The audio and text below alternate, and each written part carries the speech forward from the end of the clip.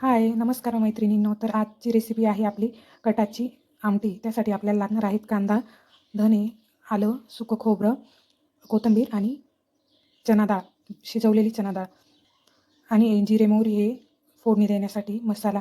हे साहित्य वापरून आपण कटाची आमटी बनवणार आहोत. तर आता आपण सर्वप्रथम लागणाऱ्या मसाल्याची तयारी करूया. त्यासाठी गॅसवर आपण कढई तापत ठेवून त्यात सर्वप्रथम कांदा भाजून घेऊया.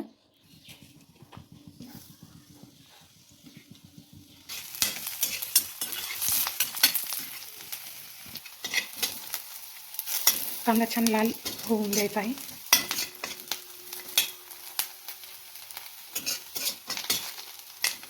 त्यानंतर कांदा आपण बाजूला थंड होत ठेवून देऊ व खोबरं भाजायला घेऊ.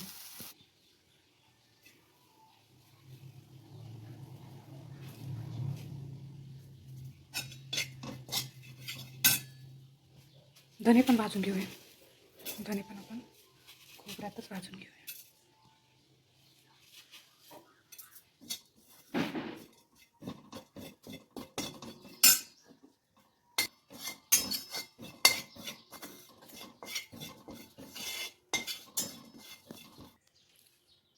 त्यानंतर आलं व लसूण आपण हलकं भाजून घेणार आहोत.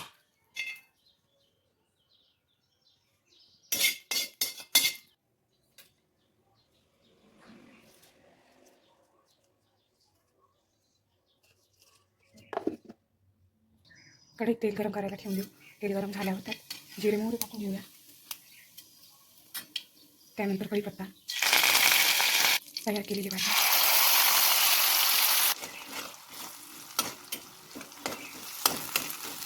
वाटणाला तेल सुटेपर्यंत छान परतवून घेऊया. वाटणाला छान तेल सुटलं आहे. त्यानंतर आपण त्यात काळा मसाला टाकून घेऊया, घरगुती काळा मसाला. त्यानंतर हळद,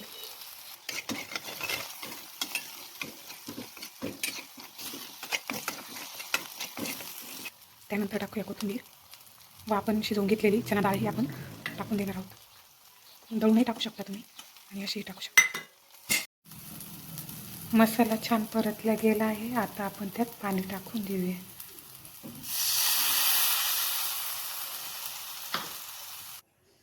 भाजीला छान उकळी काढून घेऊया. वरून आपण मीठ टाकून देऊया चवीनुसार. इकडे आपली कटाची आमटी तयार आहे व दुसरीकडे आपला भातही शिजून तयार आहे. आता आपण पुरणाच्या पोळीकडे वळूया. त्यासाठी मी गॅसवर तवा गरम करत ठेवलेला आहे. पुरणाच्या पोळीसाठी लागणारे पीठ मी आधीच भिजवून घेतलेले आहे. पीठ छान भिजले गेले आहे आणि पुरणही मी तयार करून ठेवलेले होते आधीच.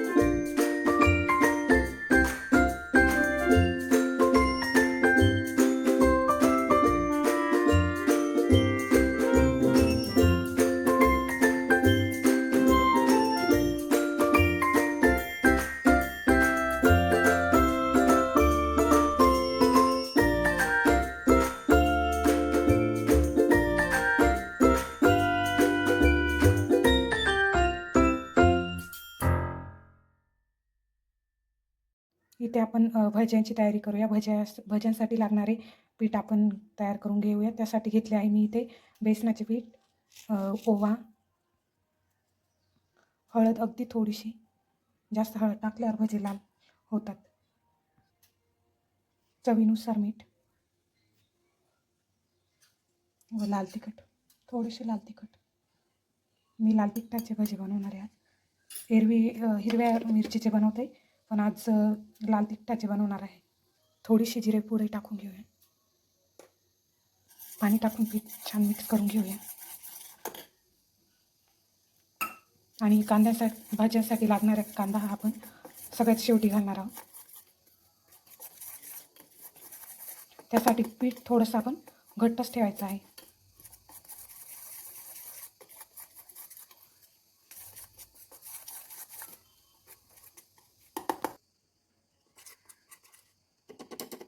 भज्यांसाठी लागणारे पीठ तयार आहे. भजे काढायच्या वेळी आपण त्यात कांदा व कोथिंबीर टाकून देणार आहोत. तोपर्यंत 5-10 मिनिटं आपण हे भज्यांसाठी आपण बारीक कांदा कापून घेतलेला आहे. तो आता पिठामध्ये मिक्स करून घेऊया. कोथिंबीर व कांदा हे आपण पिठात व्यवस्थित मिक्स करून घेऊया. या पिठामध्ये मी आता सोडा टाकून घेतला आहे. तो मिक्स करून घेऊया व भजी काढायला सुरुवात करूया. तेल छान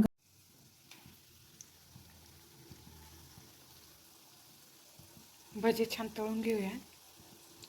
बघू शकता भजी पण आपली तयार झालेली आहे. आता आपण पुरणपोळीसोबत दूधच खाणार आहोत, त्यामुळे फक्त दुधाला थोडी तुपाची व वेलची पूड ची फोडणी देऊन घेऊया.